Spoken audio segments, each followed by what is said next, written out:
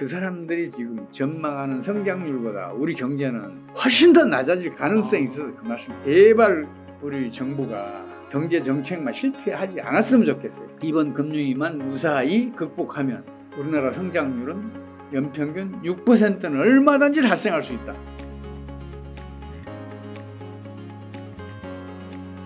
기준금리 격차가요. 지금 미국과 우리나라가 역사상 거의 최고로 벌어져 있잖아요. 이런 것들은 큰 문제는 없는 건가요? 그 엄청 큰 영향을 끼치죠. 국내 저축이 얼마나 미국으로 빨려가는데요. 지금 미국과 우리나라하고 기준금리 격차가 2%잖아요. 네. 앞으로 더 커질 거잖아요. 네. 미국이 기준금리 올리면은 지금 2%보다 더 높아져요. 그러면 국내 저축이 더 많이 지금 미국으로 유출될 거 아니에요. 네. 그럼 당연히 국내 유동성 수축이 되죠. 그런 면도 있는데 국내 저축은 그동안 축적된 금융 자본보다는 이게 그 비중이 아주 작아요. 그래서 그 영향이 크지는 않은데 그래도 이게 영향을 끼친단 말이에요. 그래서 지금 우리나라 기준금리도 하루빨리 좀 올릴 필요가 있는데 정부가 자꾸 빚 많은 개인들, 기업들만 이제 고려를 하는 거예요. 네. 기준금리가 미국보다 더 낮아서 나타나는 부작용들, 우리 국내 저축 미국으로 빨려가는 거, 그리고 또 우리 국내 금융자본 미국으로 이제 이탈하는 거, 거기에 따른 부정적인 피해, 그건 고려를 안 하고 있으니까 이런 짓을 해요. 벌리는 거예요. 지금 국내 유동성이 수축돼서 경기 후퇴가 벌어지고 있잖아요. 그 타격이 기준금리 올린 피해보다 훨씬 크단 말이에요. 그 판단도 못하고 있는 것 같아서 제가 자꾸만 답답한 마음에 목소리를 높이고 그렇습니다. 네. 앞서서 중국 경제가 어려우면 미국 경제도 타격을 받는다고 하셨잖아요. 근데 미국 경제는 지금 언론에 의하면은 상당히 괜찮다. 그런 얘기가 좀 있는 것 같더라고요. 미국은 그럴 수밖에 없어요. 왜 그러냐면요. 미국이 지금 고금리 강달러 정책을 펼치고 있잖아요. 미국이 고금리 강달러 정책을 펼치고 있으니까 네. 다른 나라들의 국내 저축 그리고 다른 나라에 투자됐던 국제 금융자본들이 미국으로 투자되면 이게 환차익을 누리잖아요. 그래서 다른 나라의 국내 저축, 다른 나라에 이렇게 투자된 국제 금융자본들이 몽땅 지금 미국으로 지금 빨려가고 있잖아요. 네. 미국은 유동성이 풍부해진 거죠. 유동성이 풍부해지니까 당연히 경제활동은 활성화되고 고용도 촉진되고 생산도 촉진되고 그런 일이 벌어지면서 지금 미국 국내 경기는 다른 나라에 비해서 상대적으로 양호한 편이에요. 네. 근데 문제는 뭐냐면 고금리 강달러 정책은 내 이웃을 거지로 만드는 정책이에요. 미국으로 국내 저축 빨려 나간 나라, 또 국제 금융자본 뺏긴 나라들은 어떻게 되겠냐고요. 거지들. 유동성이 수축이 되고 또한 경상수지가 적자인 나라들은 외환보유가 고갈 직전으로 갈 거 아니에요. 네. 아니면 이미 고갈돼 있는 나라도 많고요. 네. 그 나라들은 유동성 위기를 심각하게 겪을 수밖에 없어요. 그래서 지금 세계적으로 지금 외환위기 겪고 있는 나라들이 지금 당장 외환위기 늪에 빠진 나라들이 10여 개국이 넘고 또 직면하고 있는 나라들이 지금 한 40여 개국 정도 돼요. 그럼 다른 나라들이 그런 경제난을 겪으면 미국은 홀로 번영을 누릴 수 있겠냐고요. 시간이 지나면. 당연히 부메랑이 돼서 미국 경제에 타격을 입혀요. 이거는 역사적으로 이미 여러 차례 증명됐어요. 대표적으로 1980년대 초에 그런 일이 있었어요. 미국의 기준금리가 극단적으로 상승을 하니까 다른 나라의 국제금융자본들이 미국을 흘러들으면서 미국은 81년도에도 플러스 성장을 했어요. 다른 나라 대부분 마이너스 성장하는데. 근데 82년도에는 마이너스 성장으로 다시 돌아서요, 미국이. 네. 부메랑을 맞은 거예요, 그게. 미국은 그 부메랑을 지금 맞기 직전이에요, 지금. 그래서 제가 미국 경제도 위험하다 그러고 중국 경제에서 금리가 터지면 첫 번째로 금리가 터질 때가 미국이라고 말씀드리는 게 그거예요. 그러면은 미국이 이제 9월 FOMC를 남겨놓고 있는데 금리의 향방은 어떻게 보세요? 한 번 더 인상을 할 것인가? 미국은 기준금리를 올려할 수밖에 없어요. 왜냐하면요. 기준금리를 낮추잖아요. 네. 그럼 달러가 즉각 약세로 돌아서요. 그럼 미국에 투자됐던 국제 금융자본들은 환차손을 입어요. 그리고 그 환차손을 피해서 다른 나라로 이탈을 해요. 그럼 유동성이 수축되면서 신용파괴가 작동을 해요. 그렇겠죠. 그럼 금리가 바로 터져요. 음. 즉각 터진다고요. 대신 기준금리를 올리잖아요. 그러면 국채와 MBS 같은 사채가 가격이 하락을 해요. 근데 그거 가격만 하락하면 그래도 문제가 좀 크게 되지 않을 수 있는데, 그와 관련된 파생금융 상품들 가격은 그 가격 하락에 수십 배에 달할 수도 있어요. 왜냐하면 그 레버리지가 20배에 이르잖아요. 파생금융 상품은. 그래서 국채하고 MBS 가격이 하락을 하게 되면 이 파생금융 상품은 최소한도 10배는 떨어져요. 가격이. 그 하락률이 10배는 떨어진다고. 40~50% 떨어진다니까요. 네. 그런 일이 벌어질 수도 있어요, 지금. 그래서 제가 지금 미국 경제 상황을 유심히 지켜보고 있는 거예요. 다만 금리를 올리면 금리가 터지는 데까지는 시간이 필요해요. 시간이 좀 지체가 돼요. 그 과정에서 대증요법을 쓸 수가 있어요. 사람도 그렇잖아요. 감기 같은 가벼운 증상일 때는 열이 난다 그러면 해열제 먹이고, 또 혈압이 올라간다 그러면 혈압 강화제 먹이고, 그러면은 그때 이렇게 그 시적절한 처방을 하면 감기가 운 좋게 낫는 경우가 많잖아요. 네. 흔히 그렇게 해서 감기를 낫잖아요. 그럴 수 있다고 지금 미국은 판단하고 있는 것 같아요. 근데 저는 이번은 감기같이 가벼운 증상이 아니라고 봐요. 미국에서 금융이 터지면 그 중병이라고 봐요. 그래서 대중적인 정책으로는 이번 금리 헤쳐나오지 못한다, 이렇게 생각하고 있고, 더 큰 문제는 뭐냐면 아까도 말씀드렸지만 금융이라는 것은 국제적인 전염성이 굉장히 커요.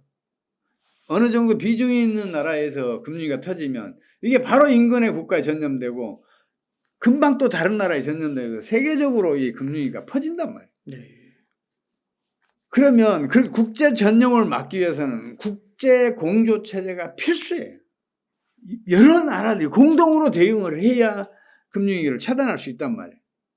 근데 지금 미국은 내 이웃을 거지로 만드는 정책을 펼치고 있어요.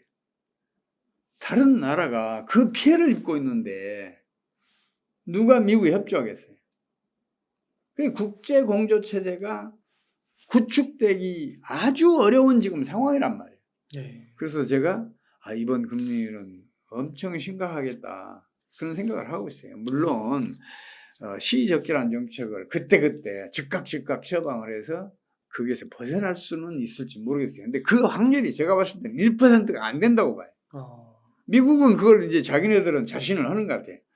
여러분 이제 그런 그 경험을 했으니까 2008년 글로벌 금융위기도 미국은 근원에다 치료하기보다는 그 대증요법으로 벗어난 적이 있어요. 근데 그때는 국제 공조 체제가 구축돼 있었고 여러 나라가 합동으로 거의 비슷한 정책으로 그 금융위기를 차단해냈었거든요. 네. 이제 지금 현재는 그게 가능하겠냐는 거죠. 어렵겠다 하는 생각 자꾸만 들어서 심각하다 혼자 지금 우려만 하고 있어요. 그러니까 이번에는 한 번은 뭐 언젠가는 모르겠지만 터지고 넘어갈 것 같다. 네. 좀 그렇게 심각한 문제, 물밑에서 이제 심각하게 일이 벌어지고 있는 거군요. 제가 이런 말씀 드리면서도 그동안 제가 그런 말씀 많이 드렸잖아요. 올해 상반기 말쯤에는 뭔가 트리가 터질 거다. 과거에 그 임상 사례들을 봤더니 뭐 그때쯤 이렇게 터지는 것 같더라. 그 말씀을 드렸는데 지금 틀렸어요. 근데 중국 경제는 확실히 좀 많이 붉어진 것 같아요. 근데 그게 2달 틀린 것 같아요. 8월 지금 중순 이래로 중국 경제가 엄청 어려운 지경에 빠지고 있는 것 같아요. 지금 중국 정부가 방첩법이라 그러죠. 간첩 예방 방어 뭐 한다는 그 정책을 이제 발표하고 그랬잖아요. 그러니까 중국의 경제 지표를 다른 기업이나 다른 나라에 제공하면 간첩으로 처벌하겠다. 이제 그 법을 이제 공개했잖아요. 이제 그런 것도 지금 중국의 심각한 경제 위기를 숨기기 위한 거 아니냐, 그런 생각이 들어요. 과연 그게 이제 앞으로는 미국으로 좀 전도가 될지, 그래서 미국도 어려워질지, 실제로 미국도 보니까 내년에 경기 침체가 온다라고 보시는 분들도 있더라고요.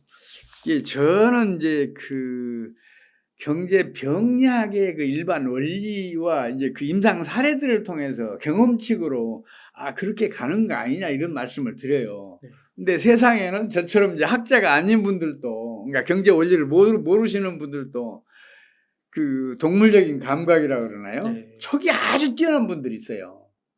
이 척이 뛰어난 분들은 저보다 더 정확하게 종종 그런 얘기를 해내더라고요. 네. 지금도 그런 얘기 하는 사람들 제법 있어요. 그래서 저는 그분들 얘기가 맞아떨어질 것이다 이렇게 보고 있어요. 네. 그 한국 경제, 그러면은 좀 여쭙고 싶은 게, 이제 중국 경제는 어렵고 또 미국 경제도 앞으로 어려워진다고 하면 두 국가의 의존도가 높은 게 한국 경제잖아요. 실제로 IMF가 한국의 성장률을 또 1.4%로 하향을 했더라고요. 5차례 연속 하향인데, 현재 한국 경제의 상황은 어떻게 진단하고 계신가요? 저는 IMF가 한국 경제 성장률을 낮추고 있는 근거가 뭔지가 궁금해요. 경제가 안정적으로 성장할 때는 이 IMF 등등의 국제 전문 연구기관들이 그 경제 전망에 맞아떨어져요. 네. 그게 그 사람들이 그 전망 하는 방법으로 동원하는 게 소위 이코노메트릭 모델하고 타임 시리즈 애널리스라고 시계열 분석이라는 게 있어요. 이걸 이 방법으로 예측을 하고 서로 좀 차이가 나면 이걸 서로 보완을 해요. 그렇게 해서 이제 그 전망치를 발표하는데, 근데 이 두 가지 방법은 경제가 안정적이지 않을 경우에는 전혀 맞질 않아요. 그래서 이 사람들 이야기하는 게 무슨 근거로 성장률을 낮추는지 그게 지금 궁금해요. 이 무슨 말씀이냐면 그 사람들이 지금 전망하는 성장률보다 우리 경제는 훨씬 더 낮아질 가능성이 있어서 그 말씀을 더 안 드리는 거예요. 좋다고요? 지금 안 그래도 지금 우리 경제는 지난해 하반기에 금융위기를 약하게나 막 겪었어요. 4분기에 마이너스 1.6% 성장했다니까요. 이 얘기는 금융위기가 진행되지 않고는 벌어지지 않아요. 근데 한 분기만 마이너스 성장을 하니까 사람들이 간과를 했어요. 뛰어난 경제 전문가들도 마찬가지로 간과를 했어요. 근데 그때 이미 우리는 금융위기 겪었고 지금도 그 여파가 아직까지 미치고 있어요. 이런 상황에서 세계적인 금융위기가 터져서 우리 경제에 덮쳐오면 우리 경제의 타격도 엄청 클 거라고 봐요. 그래서 지금 제가 지금 자꾸 걱정하는 거예요. 정부가 제발 어떤 고정관념에서 벗어나서 경제 병약 임상 사례들도 좀 쳐다보고 현실에 맞게 시적절하게 대정로부로 좀 그런 정책을 펼쳐주면 얼마나 좋을까 하는 그 바람을 가지고 있어요. 아까도 말씀드렸지만 우리 정부가 환율을 지금 당장 1,100원대로 떨어뜨리고 그 후로도 매년 한 50원씩 떨어뜨리면 외국으로 이탈했던 국내 금융자본, 국제 금융자본이 돌아온다니까요. 그 유동성이 풍부해져서 금융위기 진행에 따라 신용 파괴원리 작동을 할 거 아니에요. 그 작동을 차단해낼 수가 있어요. 그러면 이번 금융위기도 무난하게 극복하지 않느냐. 또 우리 국민은 그런 위기 극복에는 특화되어 있는 거 아니냐 싶을 정도로 저는 그런 생각을 가져요. 1997년 우리가 환란이라고 불렀잖아요. 단군 이래 최대 난리라고. 그때 국내 언론 전문가들은 물론이고 세계적인 경제 전문가들도 그랬어요. 5년 안에 외환위기만 극복해라. 그러면 역사는 위대한 업적을 남겼다고 기록할 것이다. 이런 얘기를 했어요. 우리 유명 언론에서 그 사설을 쓴 내용이에요, 이게. 다른 경제 전문가들도 비슷한 이야기를 했고 그만큼 심각했단 말이에요. 근데 우리는 딱 1년 만에 그걸 극복해내요. 네. 외환보유고도 1년 만에 과거 최고치 2배로 늘렸고 또 성장률도 1년 만에 무려 9.3%로 끌어올리고 2년 차에는 8.9% 성장률 기록을 해요. 1년 만에 극복했잖아요. 그 부작용 후유증도 최소화 시켰잖아요. 뭐 빈부격차 확대랄지 국부 유출을이랄지 이런 거 최소화시켰었잖아요. 그래서 우리 국민과 기업은 그 위기 극복에 특화되어 있는 거 아닌가 하는 생각이 들어서 우리 정부만 환율의 점진적인 인하를 용납을 하면 이번 금융위기도 무난히 극복할 수 있겠다 하는 생각을 해요. 그리고 제가 지금 문제 삼고 싶은 건 그거예요. 중국 경제가 어려우니까 우리 경제가 어렵다. 중국 경제가 어려우니까 우리 수출이 감소했고 그것 때문에 지금 우리 경제가 어렵다. 이런 얘기들 하잖아요. 근데 이거 틀렸어요. 기업은 망하기 때문에 강해요. 네.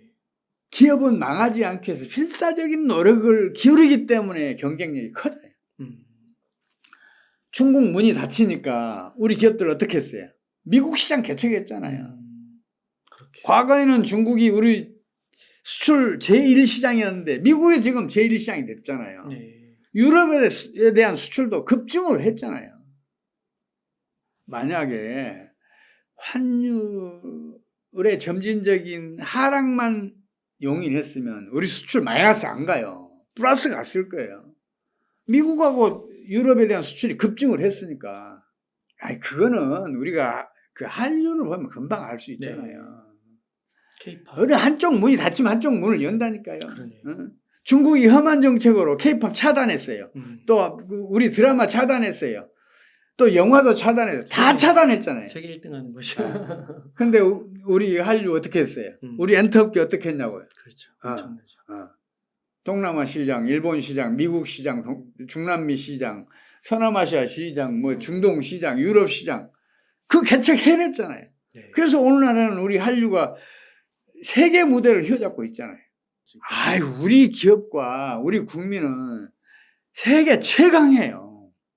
그래서 어느 한 문이 닫히면 다른 문을 연다니까요. 네. 그래서 제발 우리 정부가 국민과 기업의 그 힘을 믿고 경제 정책만 실패하지 않았으면 좋겠어요. 쓸데없이 경제 정책으로 경제를 성장시킨다? 경제 정책이 경제를 성장시킨 사례는 세계사에서 단 한 개도 제가 찾지 못했어요. 경제 정책이 실패한 사례는 무수하게 봤어요. 특히 우리나라에서.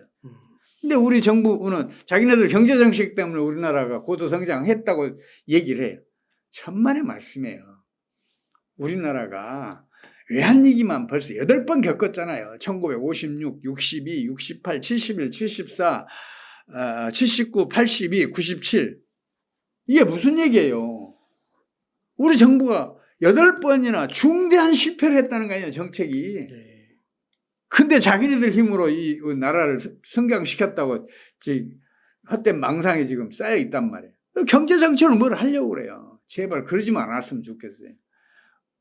국민을 믿고 기업을 믿으면 우리 경제는 금방 성장을 해요. 저는 환율의 점진적인 하락만 용인하면 그리고 이번 금융위기만 무사히 극복하면 우리나라 성장률은 연평균 6%는 얼마든지 달성할 수 있다. 그래서 5년 후에는 우리 국민소득 6만 달러 간다. 10년 후에는 10만 달러 간다. 네. 그렇게 제가 장담하고 있어요. 그 환율 하락을 용인하는 거에는 기준금리를 좀 올리는 것도 들어가고 있는 거겠네요. 그거하고는 차이가 있어요. 조금 또 다른. 아니, 기준금리는 국내 저축에 영향을 끼쳐요. 국내 저축과 투자에. 근데 이거는 통화금융부문에 끼치는 영향이 적어요. 왜냐하면 금융자본이라는 것은 수십 년 동안 축적이 됐잖아요. 국내 저축은 1년 동안에 축적된 거잖아요. 수십 년 축적된 것과 1년 축적된 것 그 비중이 이게 비교할 수 없을 정도로 적을 거 아니에요. 네. 그래서 이 영향은 크질 않아요. 아예 없다는 얘기가 아니에요. 이게 이제 금융 자본이 흐르지 않을 때, 그러니까 이탈하거나 혹은 유입되지 않을 때는 이게 영향을 끼쳐요. 아주 중요한 영향을 끼치는데 지금처럼 국제 금융 자본이 미국으로 이탈하거나 혹은 이제 미국에서 유입되거나 이런 일이 벌어지는 상황이라면 이게 큰 영향을 못 끼친다는 얘기예요. 그래서 지금은 이제 고금리보다는 환율이 문제다, 환율이 관건이다 이렇게 저는 보고 있어요.